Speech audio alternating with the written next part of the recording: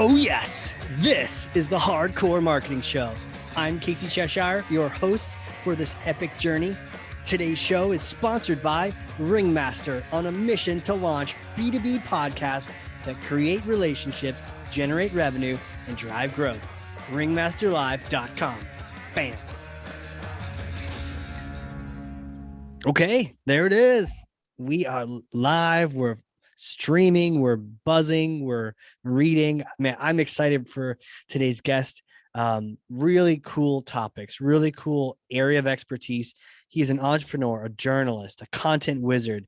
He's been a staff reporter, an editor, and then coming from the journalism side to actually working with companies and being chief of content and really helping them figure these things out. He has a special mix. He likes to combine journalism and data and design, right? So you've got the metrics, it looks good, and it reports what needs to be shared. So I can't wait to dive into this. CEO of Message Lab, Ben Worthen, welcome to the show. Hey, thanks for having me. So this is really cool. We're going to talk messaging. We're going to talk content, really help everyone get their message out. But first, I need to pass you this thing. It's heavy, but I know you work out. So here you go. Okay. All right.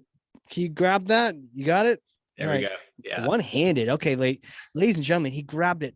Thor's hammer, one-handed. I think it was even like a backhand right there. You must play tennis. Take Thor's hammer, smash for me some kind of marketing myth, bogus strategy, misconception, set the record straight once and for all. Yeah. So the thing that I want to talk about here, and it's near and dear to my heart, and it's been the thing that's guided my career. But that this idea that the best way to sell your product is to talk about your product. And it's the thing that, like our lives are filled with this. If you think about every billboard you've ever seen, if you think about 90% of the ads that are on TV when watching TV was a thing, it is people telling you to drink Coke. It is people telling you to buy now. It is saying 10% off this product, or here's why our product is so amazing. So it's like our lives are inundated with this. And the thing that I feel as a, sample size of one, but I kind of feel is broadly relatable, is that, we have just learned to not pay attention. You don't really look at the billboards when you're driving down the road. You don't, like, if you, again, not that anybody watches TV anymore, but if you were, like, the commercials when you get up and you go to the bathroom or you get a snack, Right. And we are sort of taking every bit of behavior that we have where you check your phone or something, right? And we're basically saying, I want to pay attention to something else. This isn't valuable to me. This isn't relevant to me. And now that's not to say that information about products is never good and it's never useful. When I want to buy something, if someone is telling me about a product that's relevant to what I want to buy, then yeah, that's great. But for me, that's like 5% of my life. And yet it's 95% of the stuff that I'm asked to pay attention to. So, the thing that I would encourage anyone who is in marketing or trying sales or some such is like talk about something else. Don't talk about your product, Yeah. and talk about, like, what is the thing that someone's going to care about during that other 90% of their life when they aren't in a buying mode. And I would say that usually they care about other things. And by the way, if you think of a one-to-one sales motion, I think really good salespeople are just so intuitive at this. They sort of figure out really fast, whether you're someone who is about to buy or you're not about to buy. And if you're not about to buy, they sort of have a different mode that they can go into, where maybe they talk about your family, maybe they just ask about, your business, and what are the challenges that you're facing, and things like that. And then they're not trying to then say like, oh, it just so happens that our widget is going to solve all your problems. They have a conversation with you and they focus on building a relationship. In marketing, so that's a one-to-one, and there's sort of this ability for, hey, Casey, how's everything going, to sort of figure it out. in marketing though, it's like, we just like, oh, you know what? That's too hard. We're not going to do that. Let's just spray and pray. Let's just talk about our product. And like, eventually, if we cast a wide enough net, somebody out there is going to be like really interested in a 10% off coupon. And then especially as we move into digital, there's like a reward-based feedback cycle here where it's like, oh my God, someone clicked on our 10% off coupon. So like the strategy is awesome, right? And it's like, no, I mean, like, people are going to click on anything, someone will, and so, it's just, I think I can go on and on here, but I feel like the reason why people don't talk about the things that people are interested in. I mean, that's what we would encourage, is like, figure out what your audience cares about, and figure out what are the problems that they have, or what are the issues that they're facing, or what are they most interested in, and try to have a conversation with them about that. Make something that they want to pay attention to. Tell a story that they're going to find interesting. Do something that sort of demands their attention, that makes them want to give their attention, as opposed to requiring their attention as they're waiting for their program to come back, or if they're scrolling through the rest of the things that they're trying to see.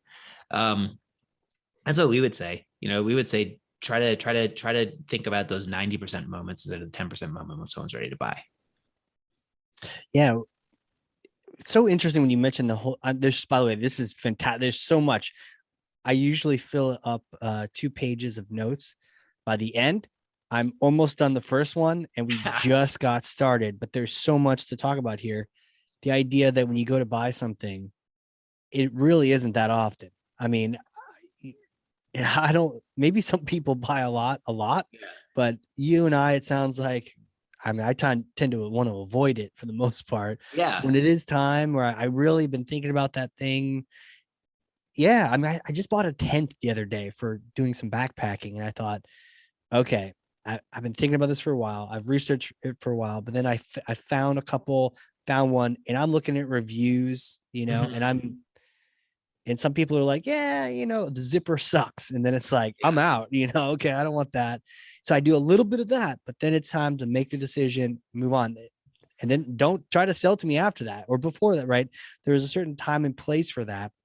That was only maybe 5%. The rest of it, to your point, tell me a story. Yeah. I mean, something. That's an amazing example. I mean, it's perfect, right? Because if you think about it, like, a tent is, it's not a car, Right. I assume you didn't spend $20,000 on your tent, but it's No, like, it was like it's $100. still like, it's the kind of purchase that, like, you want to make it an educated purchase, right? You don't just want to go off and buy like, you're not going to be like, you're not going to like impulse buy the first tent that you see, right? But more so, I mean, if you think about your life and what you're trying to do, like, how often do you think about being outdoors, or camping, or backpacking, or hiking, compared to when you think about wanting to buy a tent? That universe of moments when you care about, oh man, I want to get outdoors more. I want to be able to spend the night under the stars. I mean, that's a much broader and frankly more meaningful, set of thoughts, and it's more human based, right? Like, if you think about, like, I sometimes will say, like, customers are people too. And we have a tendency when we're in the conference room to forget about that. And, they become these personas, these sort of like these buying machines that we give backpack boy, like these like cheesy names to, right? And it's like, backpack boy gets up at 7 a.m. every day and makes a cup of coffee. He browses the web between 3 to 4 hours a day on his new iPhone. Like, and it's like, that's not the way people behave, and that's not the way people think. Like, real people are like, I'm at work, but I'm just sitting there and I'm like fantasizing about this trip that my buddies and I talked about taking over the summer, where we're going to go, we're going to go canoeing, we're going to go do the Moose River loop up in Maine or something like that. Right. Nice. And it's like, and that's what you're thinking about. And if I'm a maker of a tent, I have broad permission to engage with you across all of that. It's Oh yeah. why did I make a tent? I made a tent because presumably I have some specialized knowledge about what it takes to have the best possible experience outdoors, right? I know everything from like ease of setup and the kind of and the weight, all of those Yeah. things, the materials that are going to best protect you from mosquitoes or the rain or whatever the heck it is. And it's like, and presumably we have tested our tent on countless backpacking trips, and the people who probably started the tent company or probably did so because they loved hiking, right? Right. So like, what if we just talked to you about the steps that you cared about? What if we made it clear to you why we made a tent and why we made this tent? And if you just think about it, like you're gonna go, like you're gonna, how often are you gonna buy a tent? You probably bought your tent. You're not gonna buy another one for another 5 to 10 years, Right. probably, right? So but again, you could have been subscribing to my social feed. You could have been reading my blog. You could have been seeing my email newsletter with like awesome stories and photographs of cool hikes that you and your Yeah. buddies could take on your trip.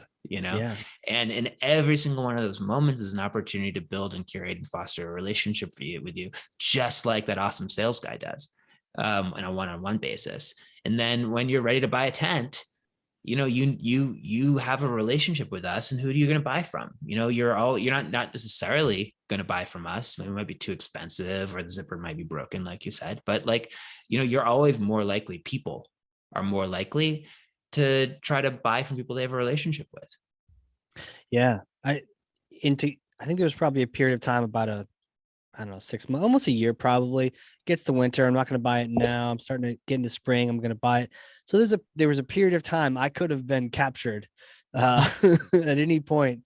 And then you're buying based on the story and how it makes you feel and what comes with that. It's almost the difference between looking at these are some, B2C examples, but I think it's graspable, right? If you can Yeah. grasp the concept, and in my mind, there's a jacket, right?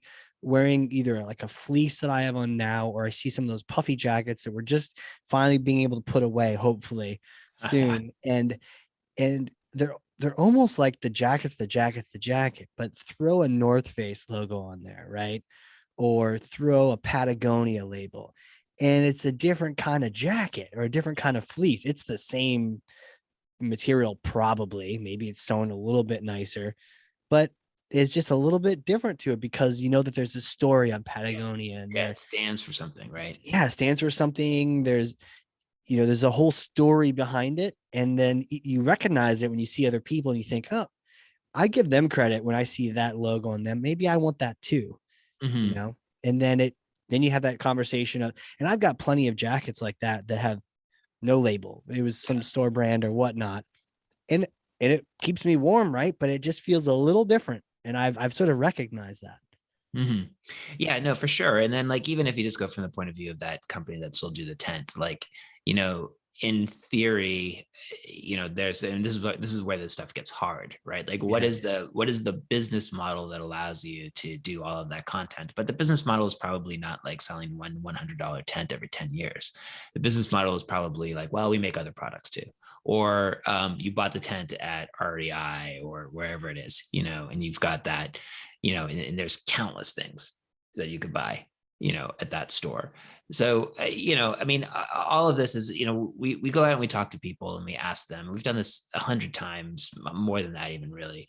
And just asking people, what do you want? When you're just going around and you're just trying to fill your time. And, and the things that we hear, and again, this is in that there's a tier of purchase that we're talking about here, which is, sort of maybe the tent up, if you will, where it's like a thoughtful purchase, not an impulse buy. Right. You're not super thoughtful about a pack of chewing gum. But you want to know how people like you solved a problem or how it dealt with something that you can relate to. And people want to know information that can help them make better decisions. Those are always like 1 and 2 what we hear from everybody we've talked to. And frankly, it took us a long time to figure this out. It was kind of like one of those dumb moments where it's like we would go out and we begin every engagement we do for every client by saying like, you know what we're going to do? We're going to go off and we're going to find 10 people who sort of resemble your customers. And we don't want you to give us like your 10 reference customers, because those people are going to be they drank the Kool-Aid already, right? Don't give us those people. We're just going to go off and we're going to find people, because like we're reporters, right? And awesome, right? And then, and we go out and we'd find like, 10 small business owners or 10 Airbnb hosts or 10 VPs of engineering at 100-person web-based companies, or like whatever it is. And we would just find people and we talk to them. And I guess I already gave away the punchline here, but like, everybody, didn't really matter who you were. Everybody said that the number one thing they wanted was just like, how does someone like me solve a problem that I can relate to? And then how can I information that can help me make better decisions. And, nobody said I want information about products. Again, they always will at some point, but it's never the thing that people are sort of outwardly looking for when they're trying to figure out how do I blank, and no one is ever flipping around social like looking for an advertisement, right? Everybody's everybody's just looking for something cool and inspiring. I just doom scroll to try to find the ads. I'm skipping totally, exactly. Totally. You're like thumbs down. Oh, cool, 10% off. Click. Right. Said no one ever. Yeah. But it took us a surprising long time to realize that it didn't matter who we were talking to, that everybody said the same thing. And one of the cool things about being in the content business the way we've been and approaching the way we have is that there's like every so often we stumble upon something that we just conclude is like true about people. And in this idea of what it is that people are looking for when they're looking for something, that's what they're looking for. It doesn't matter who you are. Right. It's not, and I guess to say eventually it's about the product, but if you lead in with that, all you're doing is commoditizing it. You're making it a choice between this weight and that weight and things almost beyond your control, or almost a race to the bottom. Yeah. And I think, you could just do that. I mean, plenty of products get anonymously made, but then now you're competing with like store brand cereal, and it's and a tough direction. And that's probably the reductive answer. And I think the way that we would sort of frame it sort of probably more positively is that like, if all you're doing is talking about your product, you're missing 80%, 90%, 70%, depends on what you believe, but you're missing some huge number of possibility of opportunities to have a meaningful interaction with someone. You're going to be relevant to them in that moment when they're looking for a product, when they type into Google best tents, right? But and you can show up there and you can do a lot of, and you should, by the way, this isn't an argument about doing that. You should do that. Right. But what you're missing is every other opportunity to show up when they are thinking about the world in which you operate, hikes, camping trips, and even things that aren't looking for them, but when you have an opportunity to show up for them, there's like people that can be active consumers of information at some point when you are like, again, Google is example one, but you're saying, hey, I am looking for information about this topic, whether it's a product or an idea, or you can just be sitting there and something finds you, something your friend sent you or something that's in your social feed. And, what are we doing to inspire people to, to click in that moment? So that's what we think. We think that you're just, that there's value in having those moments. And by the way, we see this in data, we can get to that later on, but we can substantiate that, like, it is true that people who engage with your ideas are more likely to become customers of your product at some later point. Interact with your ideas. Tell me more about that. Yeah. So we have this metaphor that we found really helpful, which is the metaphor of an idea store. And the idea being, or the concept being that, everybody knows what their product is, and you have a sense of what your product store is. Your product store is, when you walk in and you see a bunch of tents, on the rack Yeah, or other totally. right? With a bunch But of like, hanging things yeah, totally. describing Yeah, the name, we've all been size. to that Yeah, yeah, store, totally. right? Yeah, it's kind of a fun store to be at. But then, but if you had to build a store next door, it's a thought experiment, right? That was your idea store, where the shelves are stocked with the things you care about and the things that you believe and the things that you think are interesting. What would you put there? Yeah. Yeah. And Like in my yeah, mind, I'm setting up a whole campsite, where like I want you to lay down. I want you to feel it, sit in the camp chair, totally, turn on the and jet like, boil. and that's the same sort of question. Everybody has a pretty good sense of what kind of customer experience they want for Yeah. their product store. But if you had that idea store next Oh, door, huh. what's the kind of a customer experience that you want for people there? Like, how do you make people come back? How do you make people repeat customers of your ideas? Sort of that thing. And then what we're sort of imagining is that, what we believe, and again, I think we can substantiate this, is that the people who become repeat customers of your ideas will eventually, they come back to the idea store, they engage with something else. They come back to the idea store, they engage with something else. Eventually they're going to notice that there's like a hole in the wall, like a door cut out, Huh. and that, like, what's on the other side there? Like, oh yeah, that's where we keep all our tents, and those, and at some point, some people are going to be like, oh, that's interesting. Let me walk over there and check out the tent store, and and this is again, this is what we see. What we see is that, this is, for example, one of our clients, we did this analysis where, people who had consumed the content were 4 times more likely to become a qualified sales lead, than people who hadn't. We also found that if you'd seen one piece of content once, right, just merely clicked on a piece of content, there's a less than 1% chance that you were going to go on to become a qualified lead. By the time you'd been to our content 3 times, however, there was a 9% chance that you're going to become a qualified lead. And if you'd been 4 times, it was 10%, and 5 times 11. It was crazy linear, actually, in this particular case study. And it's like, and so for us, that's the, metaphorically, we're saying, okay, yeah, you were interested in our ideas, you were interested in the things that we care about. You successfully became a repeat customer of our idea store. And then, yeah, some 10, 15, 20% of those people went next door and bought the product, and that's sort of the world that we're trying to encourage our clients to think about. I love this. Love this. I got a little lost at the idea store versus product store, but that's probably me. I need to drink more Red Bull No, over I here. mean, I appreciate the But pushback. but I can try to is take it more another stab. mental, or like can you describe to me your idea store? Yeah. So I think our idea store is, well, our product store. So I don't want to go too down the product hole, but like, we do content marketing services for people, right? Okay. And if you go to our product store, you can buy articles and analytics and design and that kind of stuff, right? If you go into our idea store, though, a lot of it's kind of like this conversation.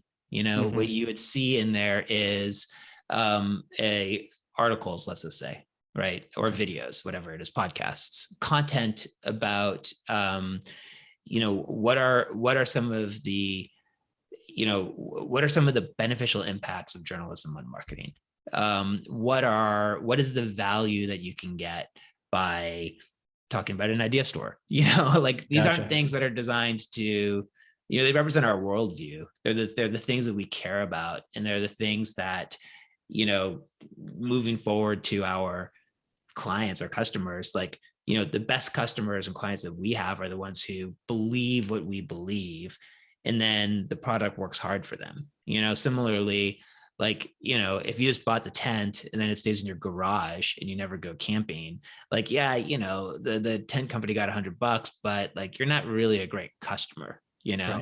The best customer is going to be someone who cares deeply about the next camping trip and is inspired by nature and being outdoors, and that the idea store for that tent company I imagine the things that I'd stock the shelves with are like, just like photos of awesome places that you can go, Yeah. or or people talking about their experiences on particular hikes or particular trips, or things that they didn't think to pack, but they packed, or different people's takes on like novel approaches to low impact camping, that are sort of not necessarily like a how to do low impact camping, or maybe even a how to do low impact camping, things like that, and again, are you gonna read a cool like 10 ways to lessen your environmental impact on your next camping trip? Are you gonna get to the bottom of that and like click buy now on a tent? Like most likely not. um but but you could read that and you might say like, oh yeah, I'll subscribe to your email newsletter. Or you might read it and be like, that was cool, I'm going to do one of these things, and that's a huge win. Like that's a huge win for that tent company, because they just had a really meaningful interaction with you. You read something, you had an idea, you were inspired, and the next time you go out, you're gonna, I don't know what you're gonna do. You're gonna engage in one of these behaviors that you wouldn't have before. It's a huge win. And the question then becomes, and this is sort of a rabbit hole topic, but like, how do you give yourself credit for that win if you're in that idea store, if you're the clerk at the idea store, right? Because no one gave you money. They just told you, they just told you like, that was a really cool article. Yeah. Attribution be a nightmare potentially, but maybe not. This is really helpful. So I think for me, bubbling it down to something as simple as a tent has been helpful, because then after that, I want to, like we're talking about now, I want to bubble it back up to like some enterprise software sales, right? But at a small level, as even a tent, the idea store, I had originally said like, well, I'd create a little diorama or something of like coolness happening, and that's cool, but the tent's there.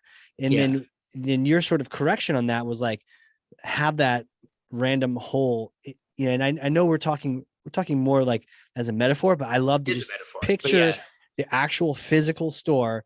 And we're not going to have tents in that front room. We're going to put them all behind in the other room, right? Through that hole that you were talking about. Through the hole. All the tents over there. Maybe your awesome scenes can be set up there. But in that front room, the difference is now I'm getting it. Like you're saying, we're going to have the photos of where you can go on the wall. We're going to have these old campers with long gray beards telling stories about their favorite trip. Maybe people are sitting around a campfire and we're all talking about our next adventure, right? And so it had nothing to do with the tent.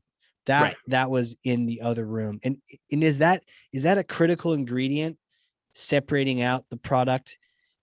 Yeah, I think a completely different room. Can it be in the room at all, or is it like? Yeah, it can. I mean, look, this is not like, this isn't black and white. I would say you're the experts. You tell me. No, I'll do anything. But I think I mean, I think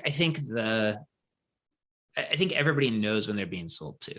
Yeah. And the trick, and the thing that I think hurts is when, and we've all had this experience as readers or consumers of content, where like you've got this cool story and you've watched like the first 10 seconds and you're like, this is awesome. And then they're like, and none of this would have been possible without our, 360 automatic, widget Ronco maker, the Ronco maker. In the show, you're just like, oh my God, I'm being sold to. This is terrible. Or like in the article, where it's like, you start reading around about something like, how Casey did this. And then it's like, and like his trip wouldn't have been possible without his new tent, and it's like, and you're like, no, of course it could have been. He could have had any tent on the trip. Like, tell me about the sunrise that he saw, And so, it's like, I think the trick is to make sure that you're really indexed towards providing value to the person who's going to consume the content, and first and foremost, you're asking yourself the question is like, are they going to care about this? Are we doing something that's going to be the most valuable thing that we can do for them, as opposed to not just the entertainment, but the value. Yeah. Well, entertainment is a form of value, right? And Sure. if it's going to be, this is going to make you laugh, like that's value. If it's, this is going to teach you something you didn't know, that's value. I mean, it's going to vary per thing, but I think the thing to get away from is like me as the maker of the tent or the maker of enterprise software, whatever I am, like, is this valuable to me? This is an advertisement, like, am I going to try to sell you my software, in the middle of this article, because like I've captured your attention for the first 15 seconds, and now, yay, you're in. Now you're going to get sold to, because I think my belief is that that's going to backfire.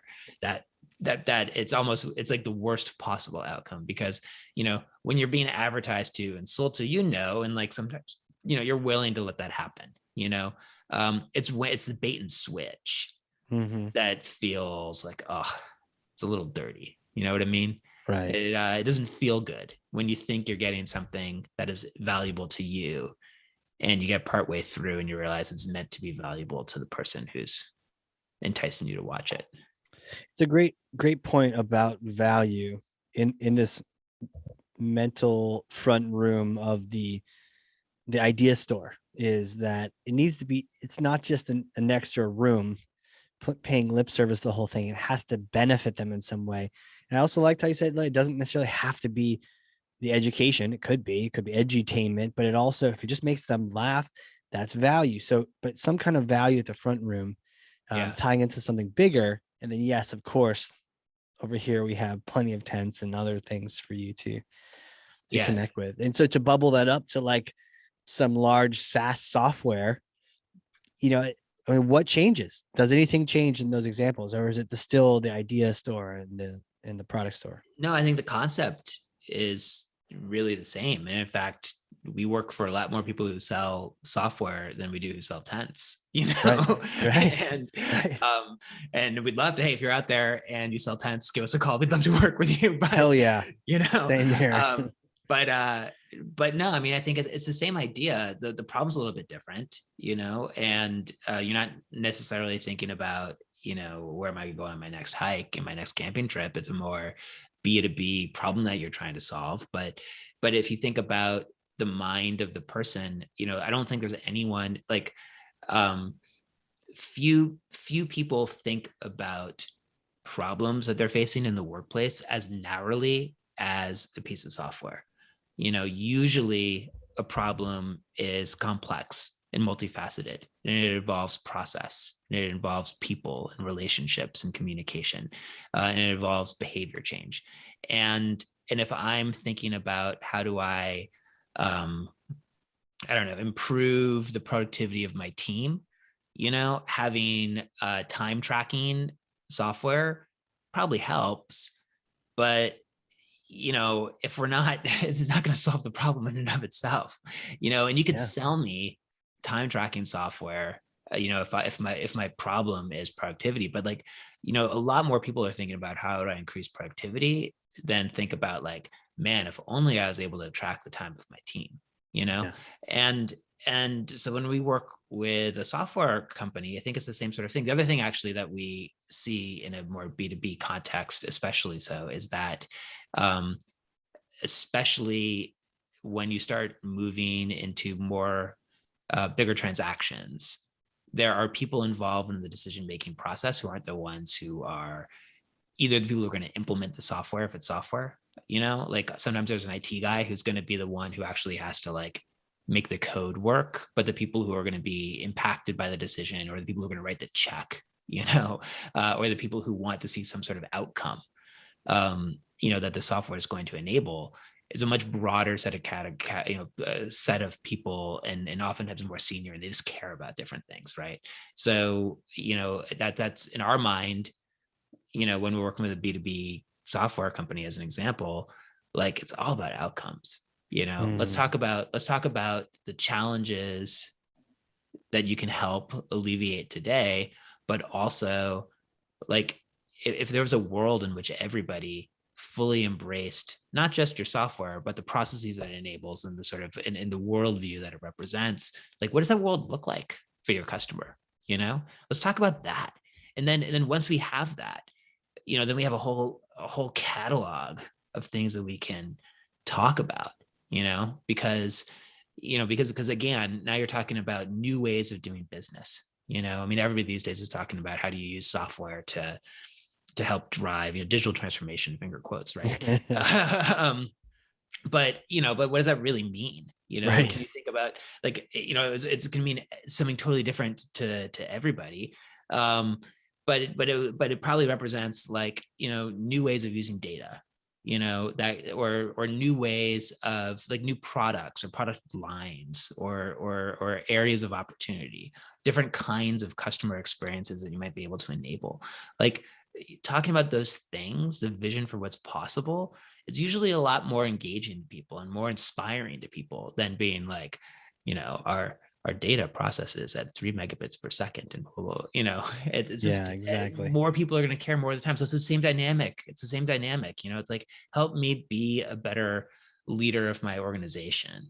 Help me bring about the change that my company feels compelled. Help me make my team more productive. And then, like, yeah, I'll buy your time tracking software, but talk to me about motivational techniques too. Talk to me about the communication that other people like me have found help their team manage their own time better. Because it doesn't matter if I'm tracking your time if you're, like, sitting there doing, video games all day long, or if you are someone who can't mentally keep track of activities. Tracking your time is going to just be garbage in, garbage out. So how do I, as a leader, as a manager, talk to you about, sort of more effective schedule management, that kind of thing, so all of those are types of things that I think that we just made up a company that missed time tracking software, by the way, but, like, Yeah, I know, right? but if I'm that company, those are all things that there is, that's the idea store. Those are things that I have an opportunity to engage people about. And then what are the benefits of a more productive team? I mean, they're probably obvious, but you could still talk about them and get people excited about the kind of change you might make possible. So true. It doesn't matter what, the tent, the software, the SaaS, as you're describing that, some of the things that jumped out is that we actually have a little bit more time to build a relationship because, man, that tent thing, I had a window. I went for it, but there's a little bit longer of a lot longer of a sales cycle when it comes to some larger purchase. That much more consideration goes into it, more Yeah. stakeholders, like you're saying. So you have more of a chance to talk to people about your idea store. They don't, it's not like, 5 seconds. Okay, give me the product store. Let's go. It's like, no, actually, I'd like to hang out here and learn about the full picture. And I think one of the things you said really stood out to me. Now I'm trying to wrestle with how to approach it. And I think you can help me with this. The idea that few people think of the problems they're facing. And again, you said, number one, solve problems. Number two, make better decisions. Been very few people think that the problem they're facing has like a single answer, which is like this software solution. But Mm-hmm. man, does software sell it like that, right? Don't they sell it as like, yes, it's this dramatically complex problem. All you need is this widget, right? But Oh, it's almost totally. disingenuous, right? And the Because you name of need it, more. and we even call that solution selling, right? It's like, Got it. I mean, that's like, I think, like, since the 70s or something like that, that's been the way that a lot of these B2B companies go to market. Like, here's a solution. Oh, what's the solution? It's our product, Right. um, Right. and yeah, I think, and again, to be clear, there is a point in the sales cycle where you're going to sell your product, and there's a point in the sales cycle where you're going to have many, especially, like, like, let's pretend for a second that, like, it's a $1 million piece of software, right? Which is, like, totally not uncommon for, like, a large company to Oh, buy yeah. from a software world, right? And so if you're gonna sell $1 million worth of software, like, people are going to be looking at that closely. You're going to have a lot of conversations about the Oh, yeah. product itself, right?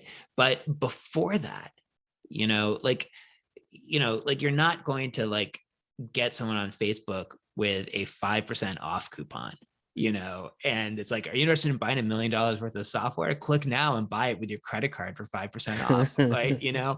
Or even in the world of content marketing, where it's like, 5 tips for a more productive organization. Like no one in their right mind is going to like read that article and then like click the buy now for $1 million worth of software button at Right. the bottom of an article, right? I Like, had that happen once. They actually offered me an iPad if I could get the deal through by like Friday. It's like, and I was actually mad because there's no way in hell I mean, there's like 8 people that are involved. This is not happening by Friday, yeah, right. Totally. I mean, it's like, because people are people, Yeah. like, people aren't like robo link clicking sheep, Right. and they think about, again, just to go back to the thing that you were drilling down on, the problems, the world, the problem that exists for them. It's a problem in culture, it's a problem in business, it's a problem in the world, it's something that they're grappling with, it's their job, like it's like literally the entirety of their job. And it's big, I'm using fingers here, but like, let's just say it's like a whole pie, right? um Someone who made, I'm just going to keep going with time tracking for a minute, but someone Yeah. who Yeah. made time tracking software, right, probably saw the same problem. They probably were like, oh, you know what, companies are struggling to, there's all this demand in this highly digital world to make people more productive, and companies are struggling with ways to make their people more productive. One way we can help them is by making the software that does blankety blank, helps them track their time, right? It's a narrower, it's one way of tackling that problem, but it's not the only way. Right. Like there's probably a non-software way that you can make your team more productive, even if you, as we were going back in this hypothetical example, even if you perfectly install the software, people aren't necessarily going to behave differently just because now there's software, right? It's only when you do other things, alongside that software, that people are going to behave differently. So in our world, the world of content, the world of relationship building, the world of an idea store, the thing that we want to talk about is, like, let's use our pie example, productivity, big pie. Mm-hmm. Software that helps you track time, piece of pie, right? Let's have all of the existing sales collateral, all the existing sales training, all the existing sales material, talk about the piece of the pie that represents the product. But let's recognize that the problem that our client faces is a pie problem. So this is the first time I've used this metaphor, by the way. No, it's good. Like, I like it. And like, what are the other slices of pie that we can talk about, so that we are in the conversations when we're relating to people, when we're sort of engaging our customers in a way that has empathy, right? And that shows that we care about the same things that they do, and that we understand the problems that they face in their job, and that we want to help them beyond just like our narrow piece of software pie. Like, what are the other pie pieces that we can do to talk about this world of productivity? Yeah. It demonstrates that you actually want to help them solve the problem. Yeah. And what their problem is too. And like, I'm much more likely to buy productivity software or time tracking software from someone who understands, who can demonstrate to me that they understand the problem that I'm dealing with, than someone who is, who doesn't necessarily. So I run a services business, right? And we have people who are now remote since COVID, and all of that. So like, productivity for us probably looks a little bit different than productivity at a warehouse, and but in both cases, you want people to clock in and clock out, you want to know how people are spending their time, right? But the mechanism that we need to do is, like, for instance, we want people to collaborate better on design elements, and the Amazon warehouse may want people to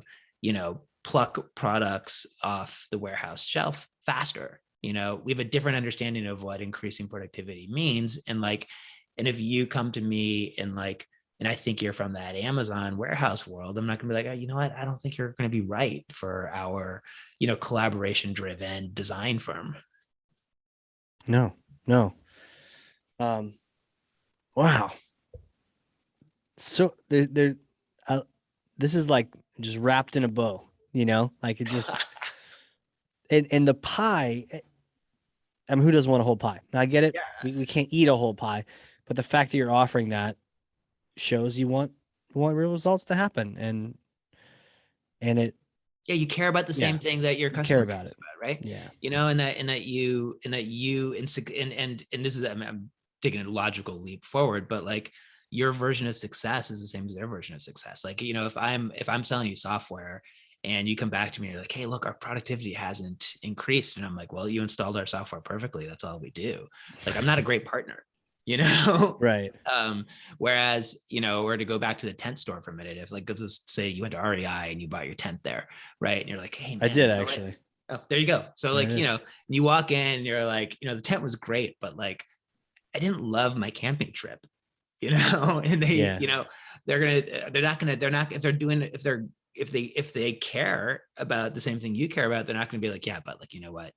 We sold you the tent. They're going to hopefully look at it and be like, okay, well, let's think about like, why didn't you have that experience? You're like, oh, it turns out you want to go kayaking. You don't want to go hiking. Or it's like, the food sucked. Oh, have you check out this new thing that we have about like transporting freeze dried food or whatever it is, Yeah.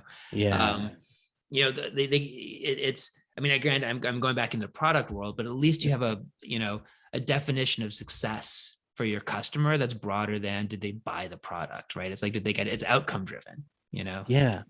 And what's, I kind of remember I got lost earlier because there's so much here, but the time tracking thing, you taking it into even reality. I don't know if you've experienced this, but I have completely experienced that time tracking SaaS vendors are all doing product stores, right? And and and it's not easy to figure out what's the right strategy or anything. And yes, I'm, at different companies and different enterprises, I'm trying to track efficiency. Maybe it's for billing, maybe it's not. Maybe it's just so we have a good common checklist, maybe it's not. And how many people have I talked to? I don't know if I've cycled through the Mondays, the Jiras, the all the different, and I haven't quite. It's almost like whichever one I'm on, I'm just sort of happen to be on that tool, but I haven't quite found the tool. And no one they've sort of talked a little bit about helping you out. I've had a consultant from one of them hop on the call with us for half an hour. That's cool. But no one has really kind of stepped up and said, here's the idea store for managing projects and time. And like, I haven't Yeah, felt no, that yet. totally. I mean, and right. And this is like what you said, right? Like your goal is to manage your projects better. Right. And the thing that you want is to have better managed projects. Yeah. Tracking time is kind of a means to an end, you Right. know and because if you successfully track time but the project is horribly mismanaged, that's Right. not a good outcome, right? And if these people who are selling you the software that helps you track time, there's a huge opportunity for them to expand their relationship with you, Mm-hmm. by talking about the thing that you care about, better managing projects. Right.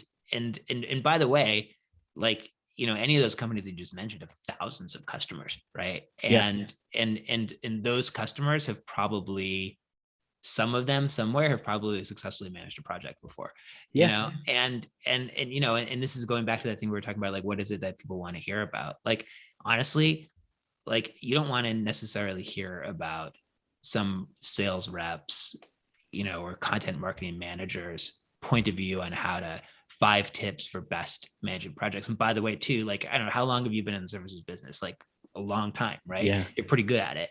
If you saw an article that was like 5 tips for better managing projects, and it was like 400 words long, you'd be like, whatever, I know 20 times more than this anyway, Yeah. And right? I know exactly what that little shard of an article is. It's just a bunch of SEO play and Garbage. Yeah, totally. garbage. But like, so I mean, this is one of those really interesting things that we see, is that the more people know, the more unique they believe their circumstances are. The more experience you have, the less applicable that sort of broad 5 tips type content is. It plays Mhm. great on SEO, and it plays great for people who literally don't know anything about the subject matter. But by the time you start talking to people who consider themselves experts or have some degree of expertise, it sort of becomes insultingly vague. And but what's really interesting is that if you and I were to sit here, because we both have experience in the services business, and we were just having a conversation about how, like, what are the characteristics of the projects that we have successfully, our best run projects, like I might not say anything that you don't know. And by the way, I also might not share anything with you that couldn't also be positioned as 5 tips for better managing projects. But what I'd be telling you about is like, oh yeah, we did this, we had this one client that challenged us to do XYZ. And we thought about the way that we were doing things. We had been doing this thing and that thing and this other thing. Instead, we tried something totally different. And it might be something you've already done too, but your reaction would be like, oh yeah, I can relate to that, Mm-hmm. and it's this thing where when people are hearing it from a peer, when they're hearing about somebody else's lived experience, people are willing to do the work to extract the relevant lesson. You're willing to put in the effort to figure out how it helps you, how it reinforces what you're thinking, how it changes what you're thinking, and in a way where if you just did the 5 tips, that's even if again the substance is being delivered is kind of the same, it's the packaging of it. You're hearing from your peer versus that 23-year-old web manager who did 30 minutes of Googling. I'm glad you called it out.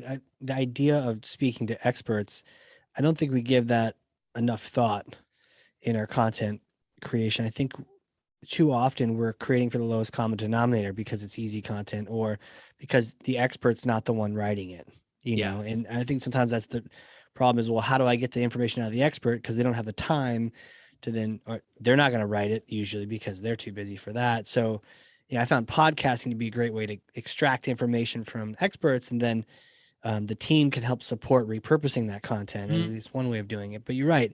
We got to stop relying on all this early stage, lightweight, fluffy lead capture type content, because even to your point you mentioned earlier, great, they consumed one piece of content. They're like less than 1% of a chance to be, a conversion. Yeah.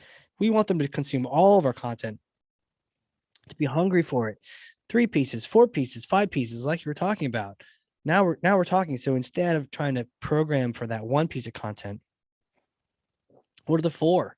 What's the path to take them down to get them to that 4 or 5%, so that now maybe we're really working with something here.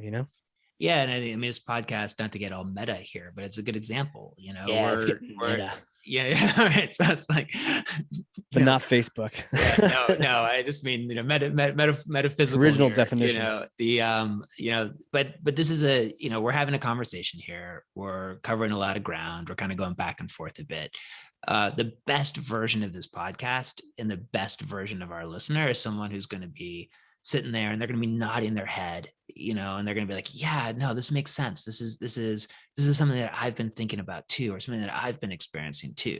I've been frustrated by the fact that it feels like we're only talking to people in a sales mode and we're not talking to them in an idea mode. Yeah, that kind of clicks for me. Right. But this podcast is not, step 1, like how to more, this is not how to 5 steps for more effectively engaging your customers. It's not that, it's it could be. It could be. Yeah. Totally. Those 5 steps. Yeah, exactly. I mean, we may have missed an opportunity, but like, but the person who is going to translate this conversation into action is going to be doing some work. Yeah. Right. We're not spoon feeding them. This is what is the right thing for you and your business. We're giving them something to think about.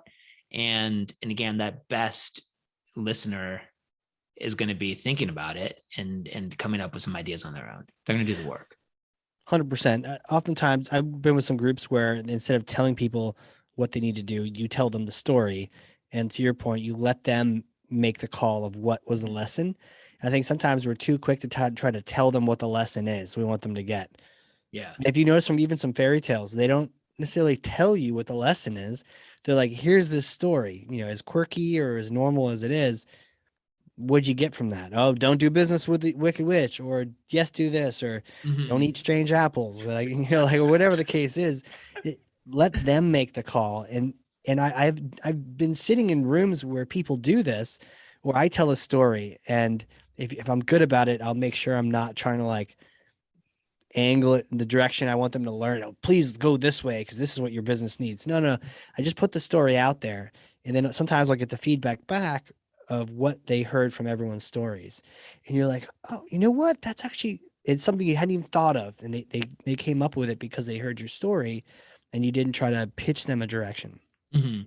Yeah, and we've all been there where we've said to somebody, just tell me what to do, you know. Yeah. But usually it's someone who you trust. Yep. Yep. Usually don't go up to a stranger and just be like, hey, can you tell me what to do? I've got Yes. this. And Uh, usually it's a last resort too. When you get to that, yeah, what should I do? Mentally, maybe you haven't done it physically, but you've mentally already thought through all the things, and none of them sound yeah, like great outcomes. So you're kind of like FML. This is unwinnable, and then you're like, what should I do? yeah, Um, totally. yeah, Usually you try to think through something yourself. You've done your research, you've talked to people and so yeah, forth. Right. yeah, totally. Well, this is crazy. Well, we were talking earlier. I wanted to throw this one question at you, a little bit separate from what we've been Yeah. talking through, but just the idea of what places you like to learn from. So there's some books you've been reading, fiction, nonfiction, just ones that have been inspiring you, and then also any podcasts that you want to shout out. Yeah. So, I mean, just from a book standpoint, I'll answer this one at a category level, but I tend to find that the things that I gravitate most to are big, ponderously long biographies. And there's a reason. This is probably more revealing about me, but it's related to this conversation. Like, I want to know how people made decisions, and how they affect change and how they relate to other people. And yeah, the people write biographies of tend to be famous people, Hmm. Martin Luther King, Lyndon Johnson, whoever it is, right? But the other thing is that these people are always so different and their styles are so different. And I'm constantly struck by how the way they process information, the way they relate to people is different. And it's like, you just have to, and there's lessons that you can learn from everybody. So Do you so find they're that's different from yeah. us or different from each other or both? Oh, totally different from one another. Just even going back to reading about Abraham Lincoln, and his style versus, say, Winston Churchill's style or Teddy Roosevelt's style. It's like it's just so vastly different. And yet, if you look at these people, these are sort of iconic figures in history who, even with a revisionist in fairly critical lens, had to handle complex events that were happening in the world and navigate around them and sort of get people to act in a singular way, you know, and but there's just a lot of different styles with which you can do that. There's no one, you know. Um, you asked about podcasts. There's one that I listened to recently that I found really exciting. Like, I forwarded it to all my colleagues and forced them to listen to it as well. And Ezra Klein hosts a podcast for the New York Times called Ezra Klein Show. And there's one where he recently talked to a philosophy professor who focused on gaming. And I thought the thing that was fascinating about it to me was really almost distilled in this one anecdote that the professor gave, where he was saying he teaches an ethics class, and he's like, and the reason that students might take my ethics class, it varies. I have a student, this is undergraduate ethics, right? One kid wants to go on to become a doctor, and why that kid and what that kid can best get out of an ethics class is totally different from the kid who wants to be a lawyer or the one who wants to be a writer.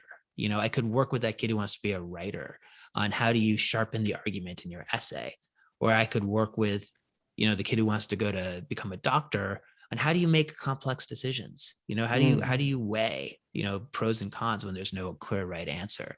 But what he does is he gives everybody like a 3-3 or 3-4, and it's this like totally reductive thing that doesn't distinguish between what someone's goals are and what someone's objectives are and so forth. But as he says, it's sort of you can't apply to law school with a 2-page essay from your undergraduate ethics professor, right? You need to have the more reductive GPA 4.0, 3.0, whatever it is, so that the people who are having to deal with more information are able to make a decision, sort of, Right. weighing apples to apples, right?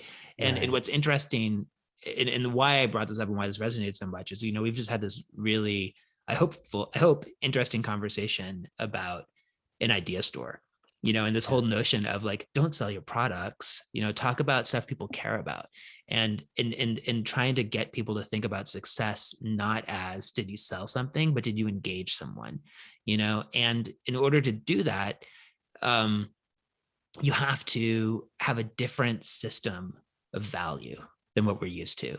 We're used to clicks through the product, right? We're used to sales, people, that colleague of yours who is leading that Facebook coupon campaign is able to go in and say, hey, we spent $1 million on Facebook ads and we generated $2 million worth of revenue.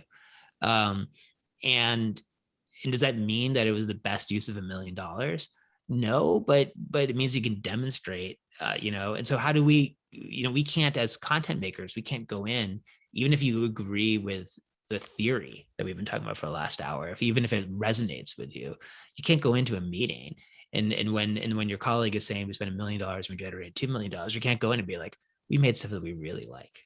Right. You're going to get laughed out of the boardroom, right? Yeah. And so how do you then show the value of something that's not designed to sell?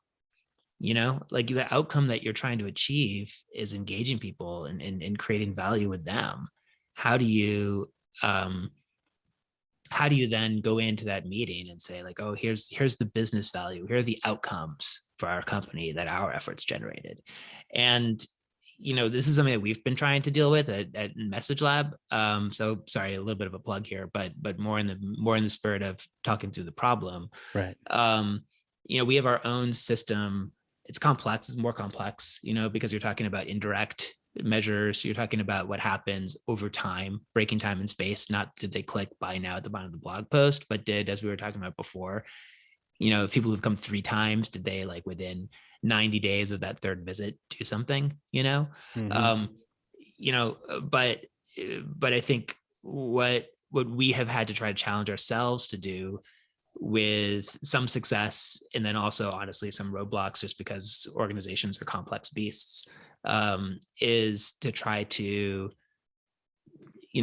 not give our clients a 2-page report from their ethics professor, but instead to try to figure out, how do you take this other world, this value-based, idea-based world, and translate it into something that is more like a GPA? I think you have filled this whole thing with quotes and poster words and sound bites, really but I think not in a weird way, but in like a powerful way, like reduced down, concentrated words into a specific sentence. And one of the ones that stood out to me was the, not did you sell something, but did you engage someone? Yeah. Knowing, yes, that of course we need to down the line show something, follow it all the way through if we can. Mm-hmm. But at the very beginning, though, it's that engagement more so than, are we selling B2C? Are we selling $100 tents? Or is this a long-term relationship that we're trying to foster for $1 million? And I think that's been really powerful. I wanted to shift a little bit and ask you this other question, because I have literally been learning from you for an hour plus, and it's so good. Who are you, Ben? How do you know all these things? Can you take me back in time, like little Ben days? Did you know were you always like journalist kid and discovering all these things and data? Did you know you're going to be a entrepreneur and a thought leader and all that? No, I mean, the entrepreneurial one is really funny because like it was the last thing that I wanted to do. I'm gonna gloss over the little kid years. But when I got out of college, I had no idea what. Wait. You're gonna gloss over it? Well, I don't know. Do you want to hear about my little Ben? Yeah, little Ben. Where did little Ben grow up? I grew up outside of Boston, and And then North, south, east, west. I grew up in Newton, which is like one of the first ring of Western suburbs outside of Sure. Boston. Okay. And you can say, because I can't say Newton, I can only say Newton, like slurring Newton. the W and That's the right. T. Like a Exactly, you got to fig. swallow it. I mean, it's not a fig Newton, right? No, It's fig Newton, right? no, I mean, exactly. And in fact, when I was in ninth grade, it was the 100-year anniversary of Fig Newtons, which had been really? named after the town that I grew up in. And they had a giant festival at City Hall where they had trucks full of Fig Newtons and they were just like throwing them off. And then they got Hell yeah. Juice Newton to come and do a concert. Uh, so yes, exactly. It was like, I don't know, it was like the biggest day in the history of the town. Right. No, it probably take another 100 years to get the next one. Yeah, exactly. But I mean, I went to school and I didn't really have any idea what I wanted to do professionally. I started to like writing, I guess is the thing that I would say. And as I became more curious about writing, or reading, I guess I would say I became more interested in writing.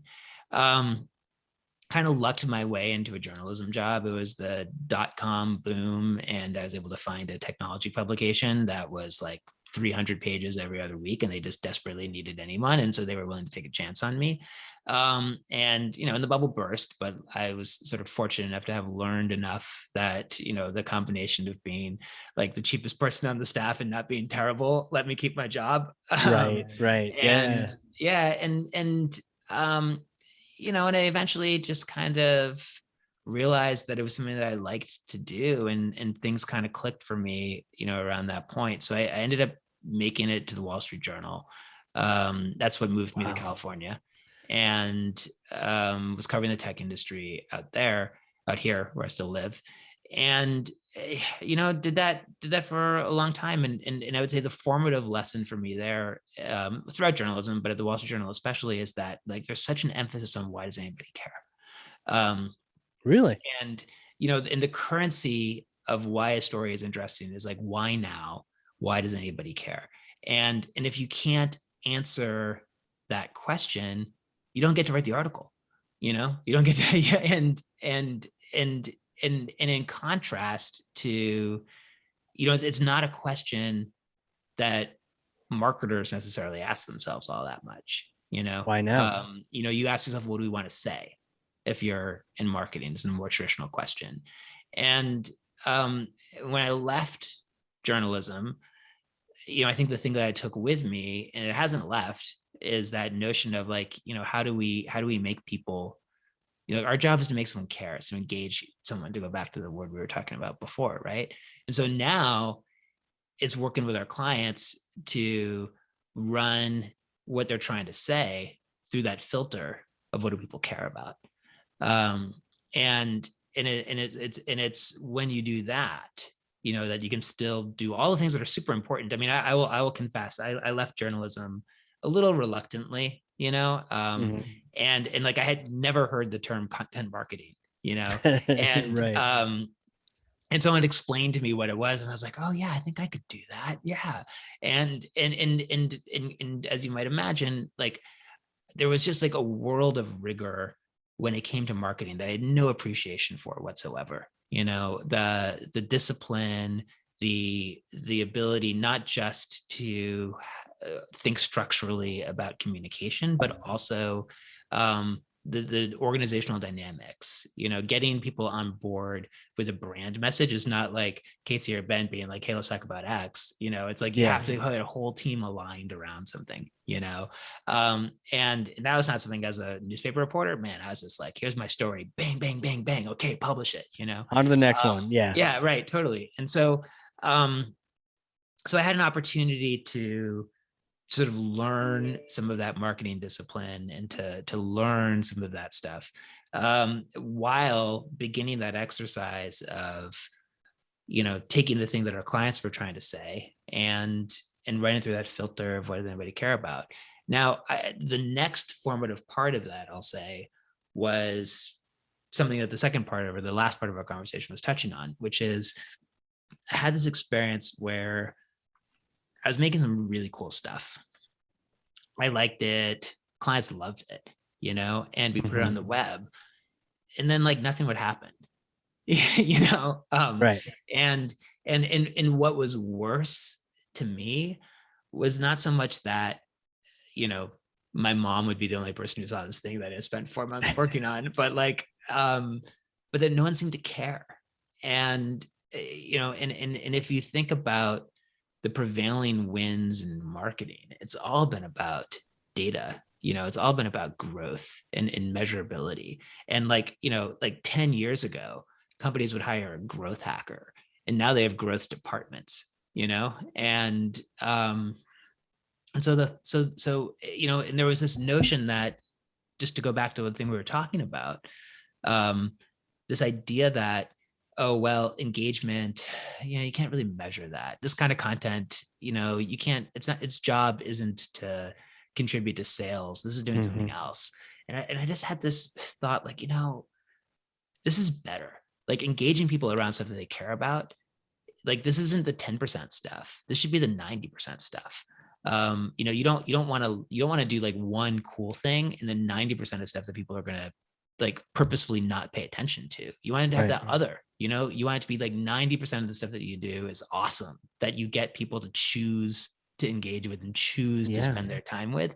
And then 10% of it is going to be that stuff that, like, you know, yeah, okay, you're already in, you know, you want to learn more. Let's take you into product world, you know, and like specs about tense, you know. Like 10% of the time people are going to really want it, you know, and you have to have it as hugely valuable, but like you shouldn't be leading with it, you know. Don't lead with, you know, the weight of it or how the zippers are, but at some point totally. I want to know.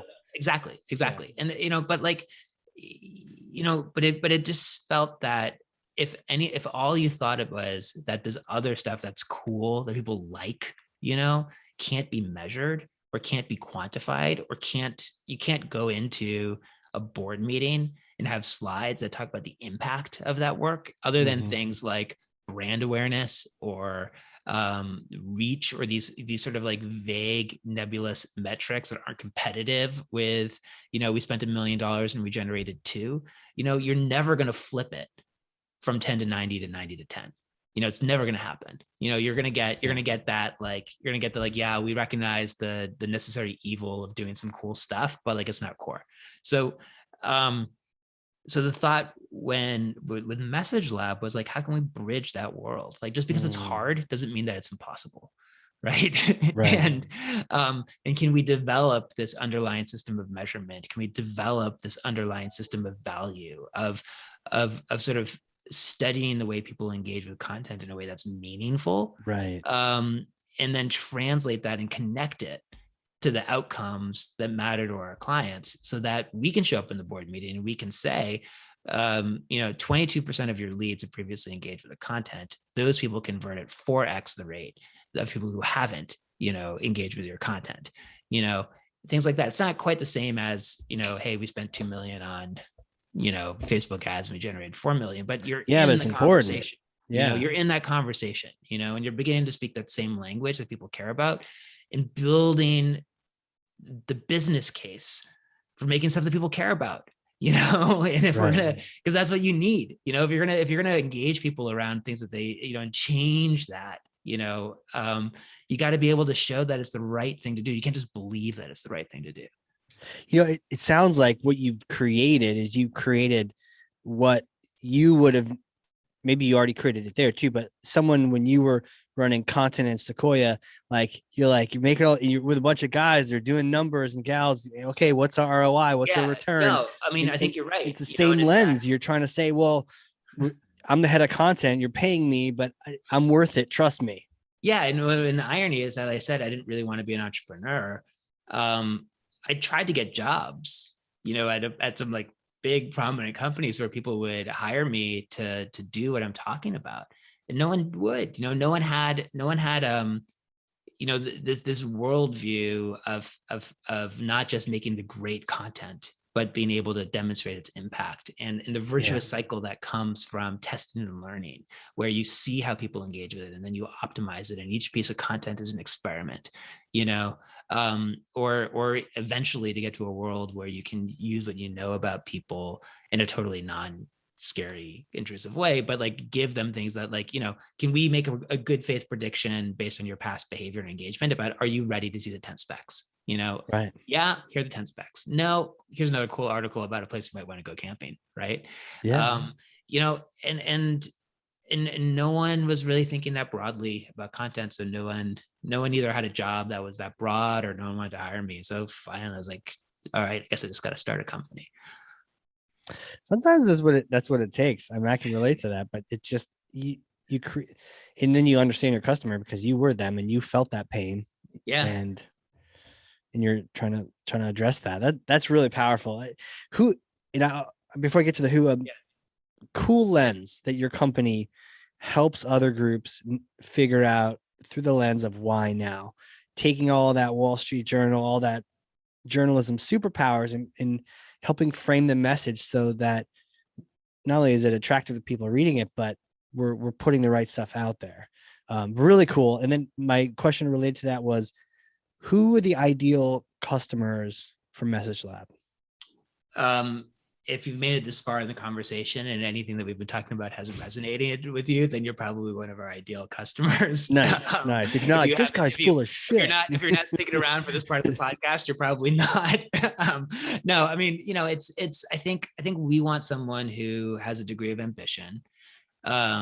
We want someone who sort of thinks that, we talk about programs, not assets, meaning if like all you do is write an article or make a video, you're not really going to get great results. But if you take a sort of a programmatic mindset or a program where you realize that it's the collective impact of a lot of things, but also the work you do to measure its impact, to get it in front of people, to try new things, and to, that's what success requires. And so if you're someone who shares that point of view, and again, sometimes it takes, and I say ambition because like it ain't easy, because sometimes what you're talking about is getting people in an organization who aren't used to thinking one way and trying to give them something to think a different way.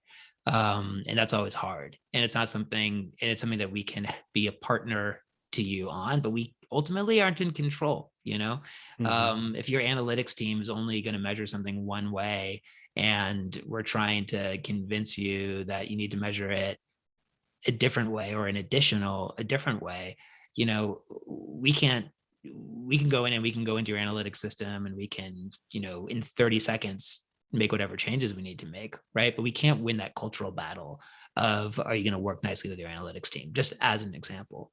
Right.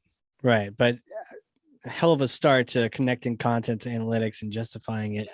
So I can imagine that, other person who's head of content, you're going to be their best friend. You're going to be, riding shotgun, keeping them watching their back. Yeah. And, or content team, if they have one, or they're just getting, it definitely sounds like they want to reach out to you. Before I get to some of the contact details, one final question, a bit of a hypothetical, because I may or may not have a time machine in New Hampshire, and it's actually in the back under a tarp. And so you come visit, we get some lobster, we get some beer, and then you use the time machine.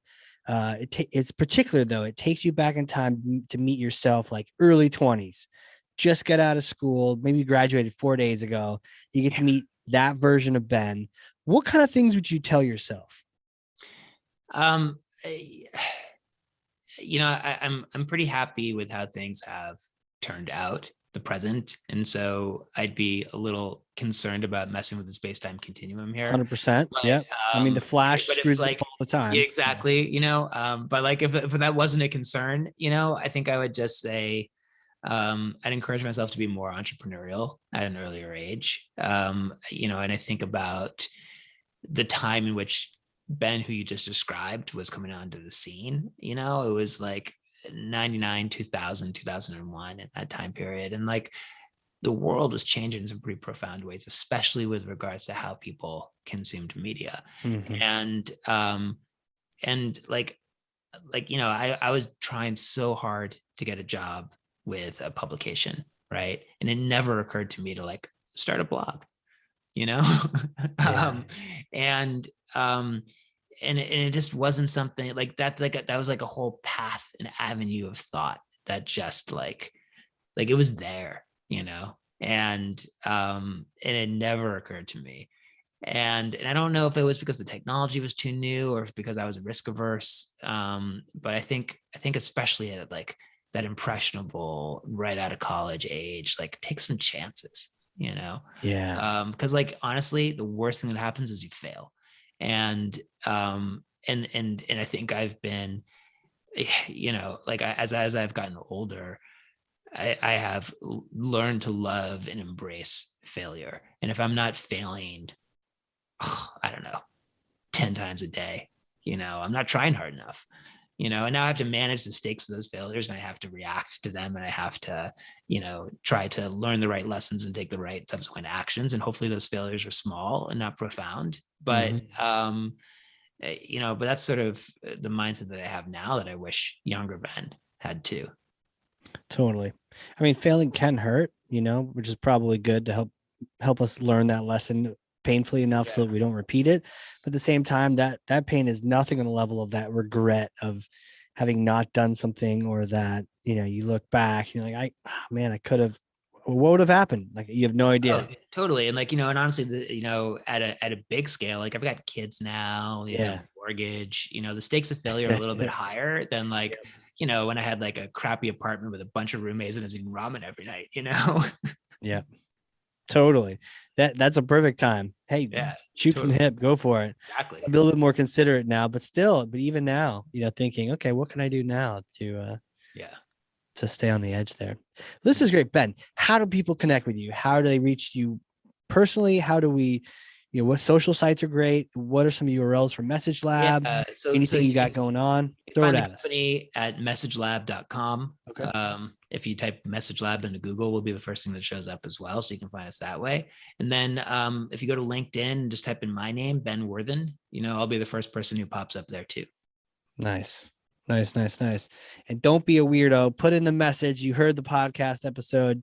You loved it. You can't wait to hear more of Casey and have Ben come back. And maybe at some point we have to come chat again and just get into like have a data show. We'll both drink some coffee and Red Bull. We'll just talk data the whole time, because I know we scratched the surface, which was important. I could take you for another 90 minutes there, I promise. Yeah, 100%. So let's plan on doing that in a little bit. We'll circle back around. And it'll be the companion. You have to go listen to this one first and get a start. Start your idea store, and then we'll fill it full of data afterward. Fantastic. Awesome. Well, thanks so much, man. I appreciate it. Yeah. Well, thank you. Thank you so much for being on here. I literally have learned a ton. And I'm not even kidding. And that's what I love doing about podcasts. Like I have 2 pages of notes. I'm not even kidding, right? I'm holding up like running out of space. So I got to like draw on the margins and everything. But thank you again for being on here. Yeah. Happy to do it. And, for those listening, if you learned even 1% of what I've got on these notes over here, and I know you did, even the idea of the idea store, right? If there's a few things we can boil it down to, the idea store, solve a problem, help people make better decisions. So many good things in here. The example, the tent store, the time tracking store. If you learned anything, share this. That's thought leadership. Literally, the person listening to this right now can then hit share or write what you learned too. If you have a particular takeaway, put that in there, share it out, be a thought leader. And again, Ben, thank you so much for being on here. Yeah, my pleasure. All right, everyone. This has been another exciting episode of leadership and marketing all combined into the Hardcore Marketing Show. We will see you all next time.